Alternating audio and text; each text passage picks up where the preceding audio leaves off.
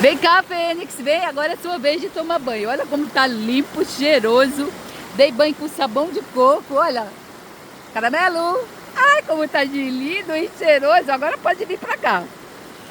Eu quero dar um testemunho aqui de como o Senhor me usou para o louvor da glória do seu nome e levar o seu Carlos, depois de 32 anos, nas ruas, penando, sendo escravo de Satanás. Eu quero contar o testemunho todo, não vai caber aqui nesse vídeo de 3 minutos, então o vídeo vai ficar maior e eu vou colocar lá no canal.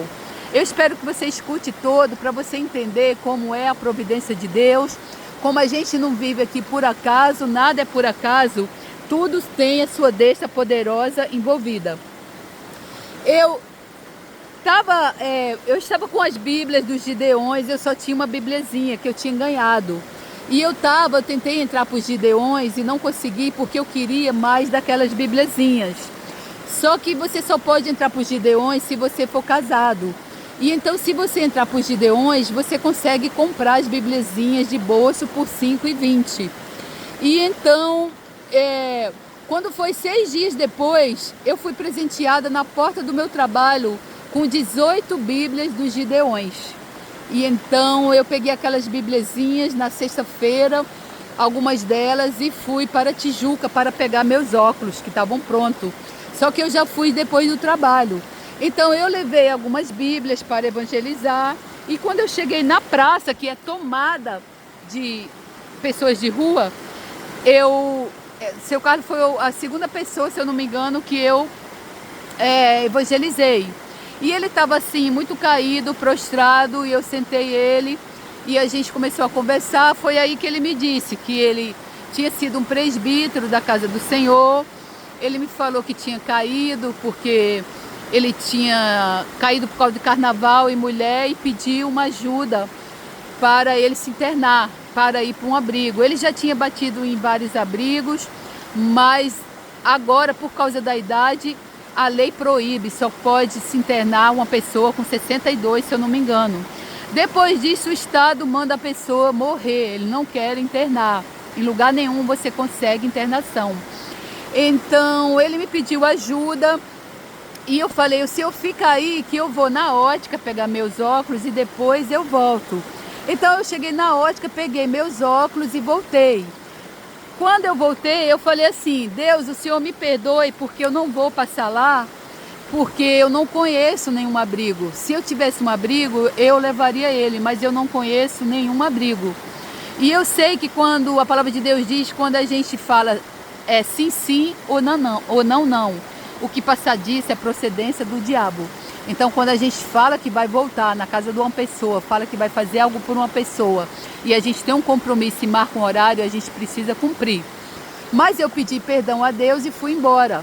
Passei a roleta do metrô, paguei a passagem. Não, aí antes eu passei na frente do metrô e tinha 2 homens panfletando, era da igreja Maranata. E aí eu peguei o panfleto e rolei a roleta do metrô, passei e ia pegar o metrô. Só que quando eu fui pegar o metrô, eu escutei como uma voz assim, falando assim, olha, aqueles 2 homens podem ajudar. Aí então eu voltei correndo, passei a roleta, foi o Senhor mesmo, o Espírito Santo de Deus, a voz do Espírito Santo mandando voltar. Aí eu voltei, quando eu cheguei lá eu perguntei, vocês conhecem alguma clínica para internação? Porque tem um senhor ali que está pedindo ajuda. Aí eu fui, levei os dois servos do Senhor lá, 2 homens assim, bem bonitos, de aparência bonita, já velhos, mas de aparência bem bonita. E então cheguei lá, apresentei o seu Carlos falou que queria se internar. E então eles falaram assim, olha, a van passa aqui a cada 15 dias, dando comida e pegando quem quer ir para se internar. Aí eu falei, não, mas 15 dias é muito tempo. E ele quer ir agora. Então eu falei assim, eu posso levar ele, porque amanhã eu vou para Magé, eu posso levar ele. E a clínica fica em Fragoso, perto daqui. Então ele me deu a carta de apresentação e aí eu combinei com o seu Carlos para passar no outro dia, que era na sexta-feira de manhã. Marquei com ele às 8 horas no mesmo lugar onde ele estava. E aí, nesse dia, que era na sexta-feira, eu acordei bem cedo. Eu sabia que eu ia entrar numa guerra Então eu li mais a palavra, eu orei mais e eu falei para o Senhor se eu iria em jejum. Só que o Senhor me mostrou que não, eu não poderia ir em jejum, porque ele estava muito fraco. Eu poderia ter que carregar ele ou puxar ele. E então o Senhor me instruiu a tomar café da manhã. Aí nisso eu me enrolei para fazer o café da manhã, tomei e fui. Só que eu tinha marcado 8 horas com ele lá. E ainda por cima, o metrô no caminho parou, o trem parou por um tempo. Isso não é coincidência, é coisa do diabo. Então quando eu cheguei lá já era perto de 9 horas. E aí quando eu cheguei lá eu fui tomada por alegria, porque eu vi que ele estava lá me esperando. E eu tinha pedido para ele estar sóbrio, para ele não beber. Ele falou assim para mim: eu não consigo mais parar de beber, não tem como eu parar de beber. Só que num dia anterior eu tinha orado pela vida dele e amarrado os demônios. Nós, enquanto igreja, nós temos esse poder, está na palavra de Deus, nós temos o poder de amarrar, de manietar os demônios e eles ficarem paralisados. Então eu cheguei na praça, eu li a palavra de Deus para ele sobre aquele versículo onde fala que Jesus estava lá no tanque de Betseda, que ele falou: você quer ficar são? E aí o aleijado falou: não tem ninguém que me ponha na água. Aí o Senhor falou assim para ele: toma o teu leito, levanta e anda. Então assim eu li para ele.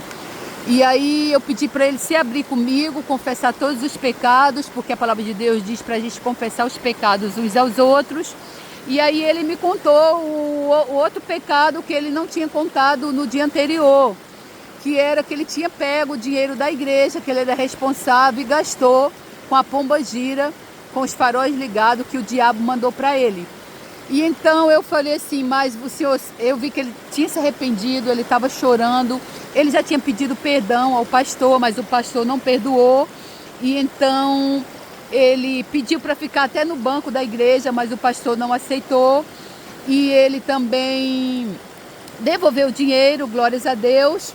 E então eu falei assim: os teus pecados estão perdoados.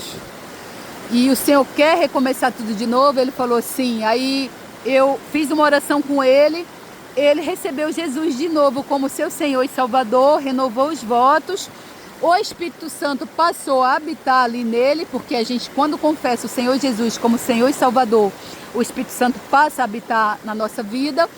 E aí, só aí eu impus as mãos na cabeça dele e expulsei os demônios em nome do Senhor Jesus.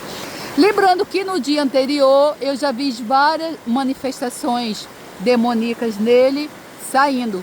Porque como é que os demônios saem? Através de soluço. Geralmente uma pessoa que está na rua, ela tem legiões de demônios. E quando a gente expulsa em nome do Senhor Jesus, os demônios saem. Então no dia anterior eu já tinha visto os demônios saindo através de várias crises de soluços que ele estava tendo. Eu já sei porque comigo foi assim. E eu aprendi com um grande homem de Deus, que tinha um ministério de cura e libertação, que os demônios saem através de soluços, abertura de boca, puns, e às vezes eles saem gritando, eles saem esperneando, mas no caso deles saíram através de soluços.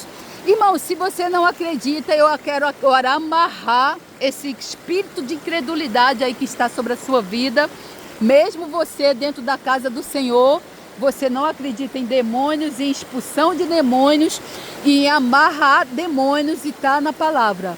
Porque a palavra de Deus diz para a gente ir pelo mundo, pregar a palavra, expulsar demônios, expelir demônios, curar enfermos em nome do Senhor Jesus e até ressuscitar mortos. A palavra de Deus também diz que Jesus é o mesmo ontem, para todo sempre. Aqueles que crescem nele fariam obras ainda maiores, e eu creio nele. Então, quando eu marquei com ele para levá-lo, depois das orações, depois dele ter recebido o Espírito Santo de Deus, ter confessado Jesus como Senhor e Salvador, eu percebi verdadeiramente, eu não, o Espírito Santo de Deus, porque é o Espírito Santo quem nos usa, que ele estava verdadeiramente arrependido, queria uma nova vida, um novo recomeço. Então eu ia levar ele de metrô, depois até a central, depois pegar um ônibus. Mas ele estava realmente se arrastando, muito fraco. Então eu pedi um Uber O Uber veio e ele dizendo que queria me dar o dinheiro do Bolsa Família, tadinho dele. Eu falei, pare de falar em dinheiro aqui, em nome do Senhor Jesus. Aí veio o Uber. Quando a gente entrou no Uber, não, antes eu fui na Americana, comprei uma camisa para ele, um short, uma baiana, desodorante, tasquei desodorante nele, porque ele estava fedendo. E então quando a gente entrou no Uber, eu perguntei pro Uber assim, quanto coloquei a corrida até a Central, mas aí eu perguntei para ele assim, quanto é que o senhor cobraria para levar a gente até Fragoso? Aí ele falou assim, eu moro lá. Aí quando esse homem falou assim, eu moro lá, eu só dei um berro. Eita glória, que pai maravilhoso! O moço falou assim, essa aí é doida. Aí eu falei assim, o senhor tá vendo, seu Carlos, como é o nosso Deus? Aí ele, sim. Aí eu peguei, aí ele falou assim, olha, é complicado, porque aí eu vou perder meu dia para deixar vocês lá e voltar. Na verdade, ele mora aqui em Fragoso e fazia Uber no Rio. Aí eu falei, não, quanto é o seu dia de trabalho? Aí ele falou, R$200. Aí eu falei, tá fechado. Irmão, eu acho que eu nem tinha nem esse dinheiro na minha conta. Não, na verdade eu tinha, acho que era 230 ou 250. Foi o dinheiro certinho de eu pagar para ele e a minha conta ficou praticamente descoberta. Aí eu fechei, o seu Carlos foi sentado ali na frente com ele e a gente foi conversando e eu fui dando testemunho para aquele moço lá, ele também. E vocês não vão acreditar, irmãos, vocês só vê a providência de Deus assim. O homem morava praticamente do lado da clínica. Só que quando a gente chegou lá, a porta estava aberta e eu entrei. Nunca faça isso, você tem que pedir licença. Eu achei que a porta estava aberta, era para todo mundo entrar. Estava aberta porque o pastor estava lá fora lavando o carro. Então eu entrei, sentei o seu Carlos lá, que estava muito cansado. Eu só escutei quando um pastor tinha falado para o outro resolver a situação. E na verdade o pastor estava saindo para levar a esposa dele para o médico. E ele disse assim, que o pastor líder, veja o que é. Falou assim, resolve essa situação. Por quê? Porque eu já estava lá dentro com o seu Carlos. Então, a esposa dele, ele teve que chamar o Uber para a esposa dele ir para o hospital. E ele obedeceu a ordem do pastor, que é líder lá, e entrou lá para dentro para resolver a situação. Eu expliquei a situação toda, que eu já contei aqui, apresentei a caixa, ele falou, a carta, e ele falou o quê? Não tem vaga. Quem te mandou aqui? Aí eu falei, expliquei a situação toda. 2 homens da Igreja Maranata me deram a carta. Aí ele falou, mas o abrigo não pertence a ele. O abrigo é da Assembleia de Deus. E ele é da Assembleia de Deus. Aí não tinha vaga. E ele também não poderia aceitar o seu Carlos por causa da idade do seu Carlos, que ele já passou de 65 e o Ministério Público não aceita. Aí, irmão, quando ele me falou isso, a única coisa que vinha na minha cabeça era eu trazer ele para cá, dar um banho de rio, dar comida, botar ele na rede e cuidar dele. Era a única coisa. Mas aí quando me caiu um desespero e eu comecei a chorar, eu chorava. Eu só falava assim no meu coração, Deus me ajuda, Deus me ajuda, Deus me ajuda. E o seu Carlos, ele tem o olho azul, bem lindo, ele só olhava para mim assim, como que vendo aquela esperança toda, indo assim de água abaixo. E eu olhava para ele, eu só falava assim, vai dar tudo certo, vai dar tudo certo, vai dar tudo certo. Aí, enfim, o pastor chamou o outro lá dentro, conversou com ele, e aí apontou quais eram as regras para ele continuar lá. Eram regras rígidas mesmo. A palavra era a fonte da libertação, era quem ia purificar. Tem tempo para tudo, tem regra, é quase um quartel. Mas eles sabem o que estão fazendo, porque todos eles lá já passaram pela mesma coisa que o seu Mário estava passando. Então tudo deu certo, eu deixei a ficha dele lá. E a coisa mais impressionante que eu aprendi lá na minha vida, 3 coisas eu aprendi. A gente obedecer, cumprir aquilo que a gente fala, a nossa fala. Se a gente fala que é 1 hora, tem que ser naquela hora. Eu vi aquele homem de Deus acatando uma ordem de um pastor, que era o líder dele. Mesmo ele tendo que levar a mulher dele para o médico, ele deixou de levar ela para acatar a ordem do pastor. E a terceira coisa que muito me impressionou era que quando a comida ficou pronta, o pastor fez com que eu me servisse primeiro do que todo mundo e botou todos aqueles homens de costa para mim, para não olharem para mim e não cobiçarem a mim, porque eles são novos, estavam lá há pouco tempo. E, irmão, quando eu me servi o meu prato, a minha vontade era dar o meu prato para o seu Carlos. Eu queria muito que ele comesse, porque ele já estava vários dias sem comer. E até assim, por uma, vamos dizer assim, como se fosse uma vitória, eu queria servi-lo, sabe? E então, porque ele era um servo do Deus Altíssimo, eu queria servi-lo. Mas aí o Espírito Santo mandou eu obedecer, e se eu fosse servir ao seu Carlos, eu teria que passar na frente dos rapazes que estavam de costas para mim. Aí o Espírito Santo me mandou obedecer, comer a minha comida, sentar lá longe deles. Depois, quando eu passei por eles, aí o pastor sim mandou eles fazerem a fila e se servirem.